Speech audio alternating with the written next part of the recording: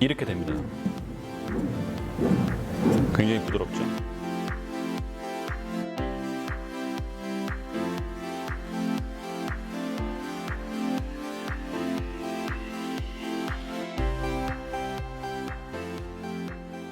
안녕하십니까, 장국영입니다. 오늘은 3단 레일을 설치하는 방법에 대해서 설명을 드리겠습니다. 질문 엄청 많으시죠? 자, 서랍 레일을 설치할 때 가장 중요한 거 첫 번째, 간격입니다. 두 번째도 간격, 세 번째도 간격. 보시면 몸체와 서랍 사이에 레일이 들어가겠죠. 여기 간격. 그 다음에 밑판하고 서랍이 좀 떨어져야 되겠죠. 여기도 간격. 위에도 마찬가지. 그 다음에 서랍이 닫혔을 때 저 안쪽, 저 뒷판에 닿으면 안 되겠죠? 거기도 간격. 새로 서랍을 만들 때 하고 서랍의 레일을 교체할 때 전부 다 간격만 알면 됩니다.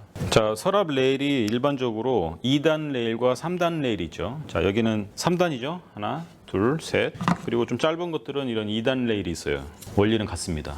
레일은 브랜드마다 이 두께가 조금씩 다를 수 있습니다. 3단 레일은 통상적으로 이 두께가 13mm, 12.5mm 이렇게 나옵니다. 그러니까 내가 선택한 레일의 두께는 반드시 확인을 해 보셔야 돼요. 그래서 이쪽 간격은 만약에 이게 13mm면 양쪽 13mm, 13mm에서 26mm 하게 되면 굉장히 뻑뻑합니다. 안 들어갈 수도 있어요. 그래서 양쪽 합쳐서 26mm, 거기에 1mm 정도만 플러스 해줘도 됩니다.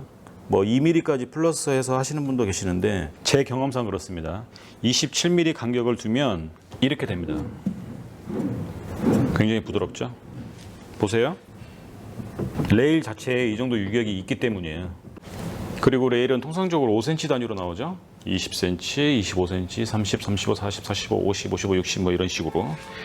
그래서 레일을 선택할 때는 바깥쪽 박스 말고 서랍 안쪽 길이 있죠. 옆에 길이. 최소한 이 길이보다 이 레일이 접힌 상태의 길이가 이 서랍보단 짧아야 되겠죠. 서랍보다 한 5cm 정도 짧게. 근데 여의치 않게 내가 설치하고자 하는 거하고 레일의 길이가 똑같다. 똑같이 하셔도 상관없습니다.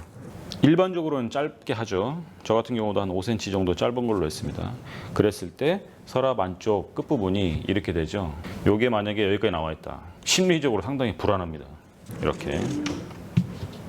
서랍을 만들거나 기존에 있는 서랍의 레일을 교체할 때 똑같습니다. 오늘은 설명을 위해서 이 박스의 뚜껑을 아직 안 닫았습니다. 서랍이 이렇게 앞뒤로 열리고 닫히겠죠?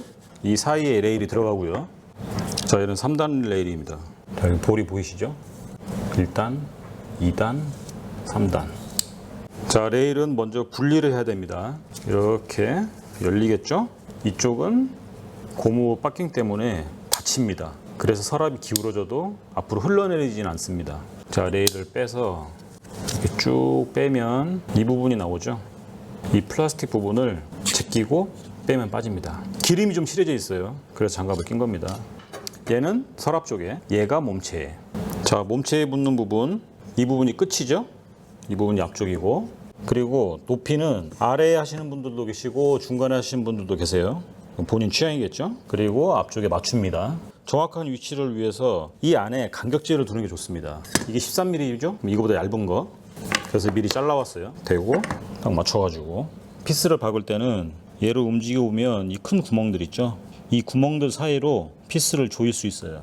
여기 보시면 가로로 되어 있고 원형으로 되어 있죠. 원형에다가 처음에 잘못 박으면 약간의 이동을 할 수가 없습니다. 그래서 이 타원으로 된 부분, 이 부분에 박으시는 게 좋아요. 그럼 만약에 잘못 박으면 살짝 풀어서 앞뒤로 조정을 하면 되겠죠.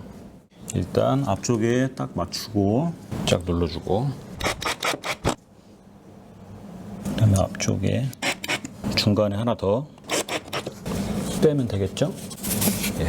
분리하던 레일을 장착을 합니다. 다시 이 부분이 앞쪽을 향해야 됩니다.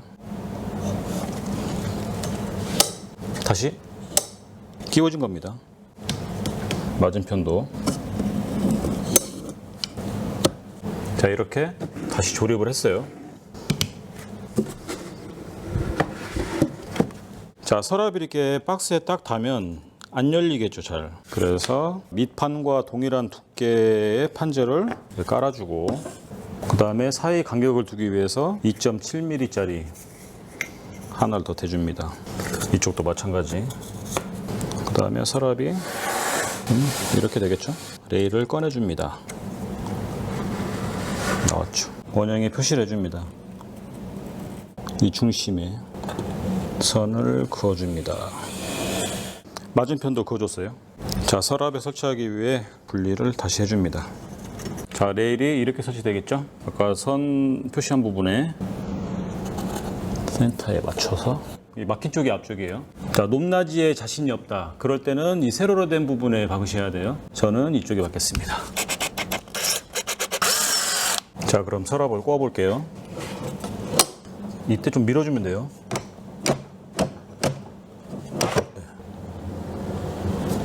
오, 됐습니다. 자, 이 부분 자세히 보시면은 제가 설치 잘못했죠? 면이 딱 맞아야 되는데, 그래서 좀 꺼내겠습니다. 이게 앞으로 나와야 되니까 얘가 들어가야 되겠죠. 조정이 되죠? 조금 뒤로 밀었습니다. 자, 다시 한번 넣어보겠습니다. 이번에 딱 맞았습니다. 자, 이제 뚜껑을 덮겠습니다.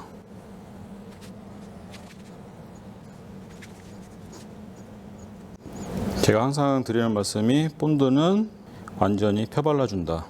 특히나 MDF 같은 경우는 본드가 되게 중요합니다. 흡수가 너무 잘 되니까. 여기에 앞판이 이렇게 붙는 거죠. 이런 서랍 많이 보셨죠? 대부분 이렇습니다.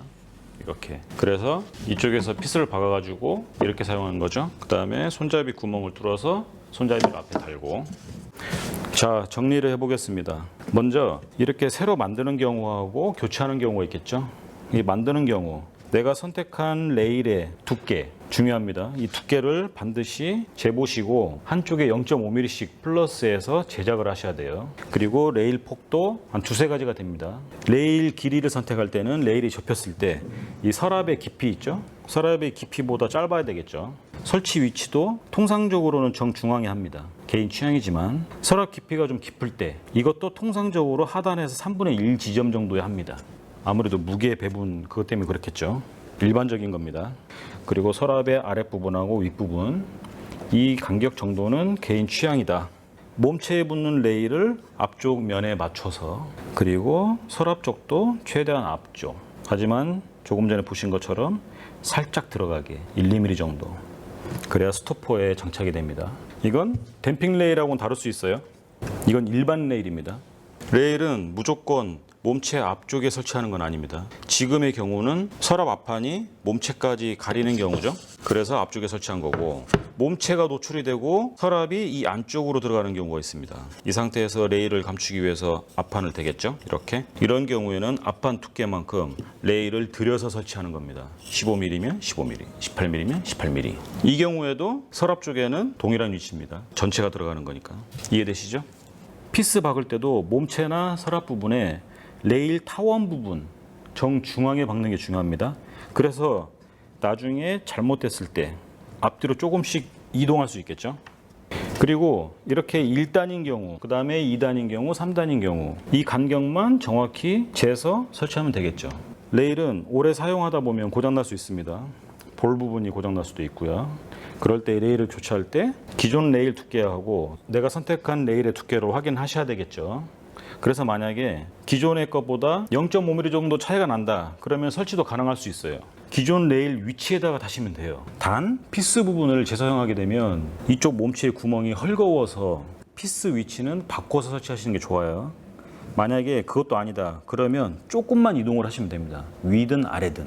서랍이 망가져서 서랍만 교체할 때는 기존 서랍하고 동일한 사이즈로 제작을 하면 되겠죠. 똑같습니다, 원리는. 자, 오늘은 여기까지입니다. 봐주셔서 감사합니다. 장국영이었습니다.